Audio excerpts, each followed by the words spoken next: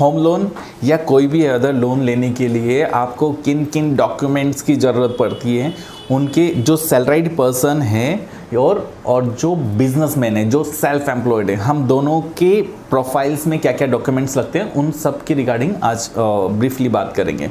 First of all salaried वालों को क्या क्या डॉक्यूमेंट्स लगते हैं, जो लोग जॉब करते हैं उनके लिए क्या क्या डॉक्यूमेंट्स लगते हैं।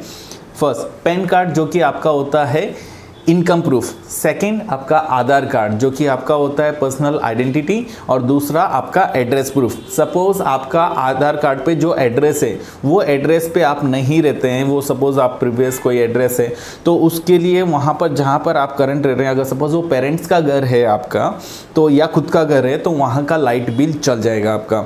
और सपोज आप रेंट पे रहते हैं पर वो एड्रेस डिफरेंट है तो आपका रेंट एग्रीमेंट लगेगा और उसका light bill, latest light bill लगेगा आपका, राइट।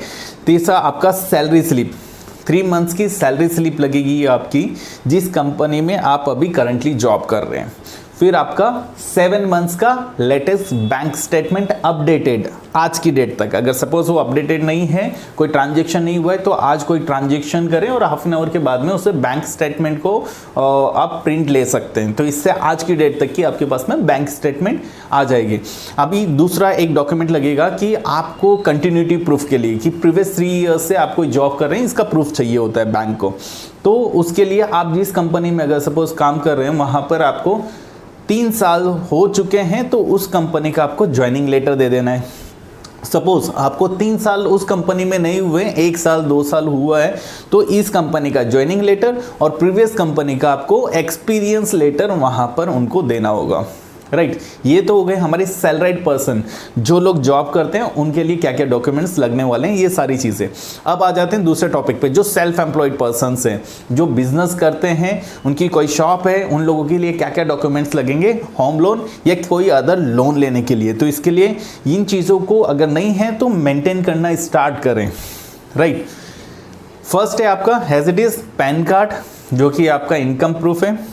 सेकेंड आपका आधार कार्ड जो आपकी आइडेंटिटी और आपका एड्रेस प्रूफ।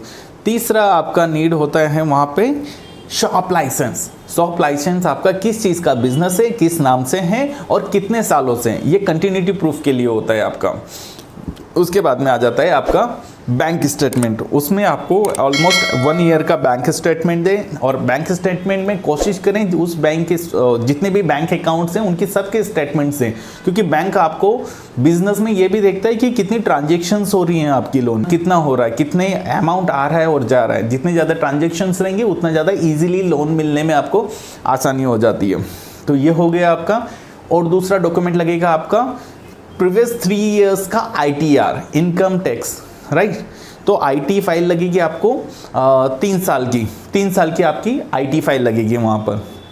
तो तीनों ITR में एक चीज़ ध्यान रखिएगा, मोस्टली कई बार CA के पास में हम ITs बनाने जाते हैं तो सेम एक ही टाइम पे हम लोग 3 साल की या 2 साल की ITR बना लें, तो ऐसा नहीं करना होता है। मिनिमम 2 ITR के बीच में आपका 7 मंथ्स का गैप होना कंपलसरी है, तभी वो ITR आपकी वैलिड मानी जाती है।